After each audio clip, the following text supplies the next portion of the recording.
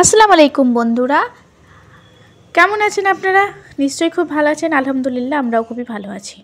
তো এই দেখুন, আজকে আমি লোটে মাছ নিয়ে চলে এসেছি। আজকে রান্না করব লোটে মাছের ঝুরি রান্না। এই দেখুন আমি মাছগুলো কেটে নিচ্ছি। তো মাছ কাটতে আমি খুব ভালো জানি না, তবে আমি যেটুকু জানি সেটুকুই চেষ্টা করছি মাছ কাটার জন্য।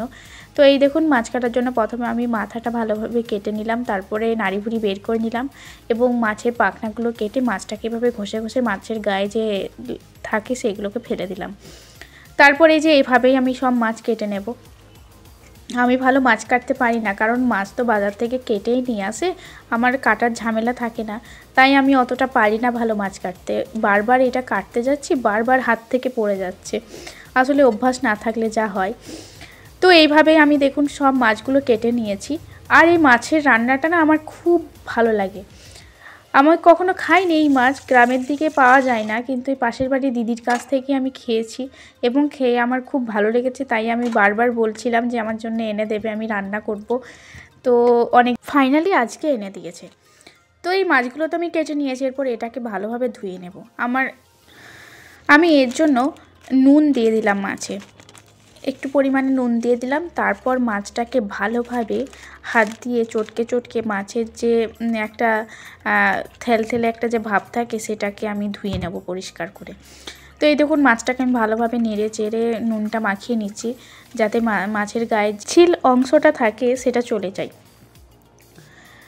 এভাবে আমি মাছটাকে ভালোভাবে ধুয়ে নেব এবং একবার নয়, আমি প্রায় 2-3 বার এভাবে নুন দিয়ে দিয়ে ভালোভাবে চটকে চটকে, আবার এই দেখুন বেসিনে আমি ফেলে দিয়েছি যাতে মাছটা আরও ভালোভাবে ধোয়া হয়, কারণ এই মাছটা একটু গন্ধ হয়।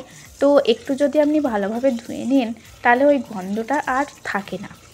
আর এইভাবে যদি আপনি নুন দিয়ে ধুয়ে নিন তো আরোই ভালো, আপনার গন্ধটা একদমই থাকে না, আর আমরা খেতে গেলে একটা যে গন্ধ লাগে সেটা লাগে না। তো তাই আমি এইভাবে নুন দিয়ে প্রায় 3 বার এভাবে ধুয়ে নিয়েছি পরিষ্কার করে করে। আপনারাও এভাবে ধুয়ে নেবেন, তাহলে মাছের যে গন্ধ একটা থাকে সেটা থাকবে না। এইভাবে ধুয়ে নুন দিয়ে দিয়ে ভালোভাবে ধুয়ে নেবেন, তাহলে খুব ভালোভাবে মাছটা পরিষ্কারও হয়ে যাবে, আর মাছের যে গন্ধ থাকে একটা, আর মাছের যে পিচ্ছিল অংশটা থাকে সেটাও চলে যাবে। এভাবে আমি ধুয়ে নেব। এই দেখুন আমার মাছ ধোয়া কমপ্লিট হয়ে গেছে, কি সুন্দর পরিষ্কার হয়ে গেছে দেখুন। এভাবেই আপনারা চেষ্টা করবেন ধোয়ার, আমি এভাবেই ধুয়ে নিই। তো এরপরে এই মাছের যে কাঁটাগুলো হয়েছিল, মাছের যে মাথা এবং পাখনাগুলো, সেগুলোকে আমি এই দেখুন এইখানে যেই ফেলেছি, বিড়ালটা ঠিক সঙ্গে সঙ্গে খবর পেয়ে গেছে এবং এসে ঠিক খেয়ে নিয়ে চলে গেল। তো বেড়ালের জন্যই দিয়েছি, কিন্তু ভাবিনি যে এত তাড়াতাড়ি বেড়ালই চলে আসবে, গন্ধ শুকে শুকে চলে এসেছে। তো চলুন এরপর মাছটা রান্না করে নিই। তো মাছটা রান্না করার জন্য আমি প্রথমে কড়াইয়ে তেল, কাঁচা লঙ্কা আর পেঁয়াজ দিয়ে ভালোভাবে ভেজে নিলাম। তারপর আদা রসুনের পেস্ট দিয়ে দিলাম, পেঁয়াজটা একটু ভাজা হওয়ার পর তারপর টমেটো দিয়ে দিলাম, টমেটো দিয়ে ভালোভাবে ভেজে নিলাম। তারপরে নুন দিয়ে দিলাম, নুনের পরে হলুদ দিলাম, তারপর লঙ্কার গুঁড়ো, তারপর জিরের গুঁড়ো,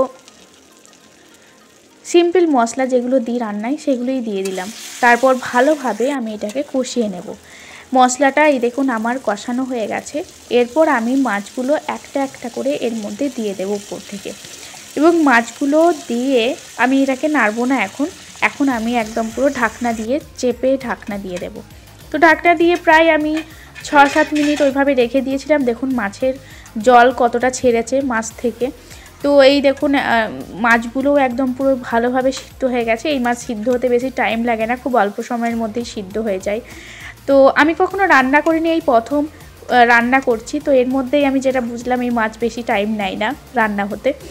তো এই দেখুন মাছটা আমি এরপর নেড়ে নিচ্ছি। মাছটা নাড়ার সঙ্গে সঙ্গেই দেখুন মাছটা ভেঙে যাচ্ছে, একদম ঝুরি হয়ে যাচ্ছে। আর আমি কাঁটাগুলো ফেলবো না, অনেকে কাঁটাগুলো ফেলে দেয়, আমার না কাঁটাগুলো এত অসুবিধা হয় না, কারণ খুবই নরম তো কোনো অসুবিধাই হয় না খেতে, তাই আমি ফেলবো না এই কাঁটাগুলো। এইভাবেই রান্নাটা করে নেব। আর আমি দিয়ে দিলাম চিনি, কারণ কোনো রান্নার টেস্ট ব্যালেন্স করতে গেলে আপনাকে চিনি লাগবে, চিনি দিলে টেস্টটা অনেকটা ব্যালেন্স হয়ে যায়। এরপরে আমি দিয়ে দিলাম ধনেপাতা কুচি দিয়ে ভালোভাবে এটাকে নেড়ে নেব, কারণ ধনেপাতাটা ওই রান্নার সাথে ভালোভাবে মিশিয়ে নেব। ধনেপাতা আর টমেটো না দিলে মাছ রান্না অতটা টেস্ট আসে না, তো ধনেপাতা টমেটো দিলে তো আমার সব থেকে বেশি টেস্ট লাগে। তো আমার রান্না কমপ্লিট, এটা খাওয়ার জন্য একদম রেডি। এই দেখুন কত সুন্দর লাগছে দেখতে, একদম পুরো লোভনীয়। Thank you so much for watching. Bye bye বন্ধুরা, দেখা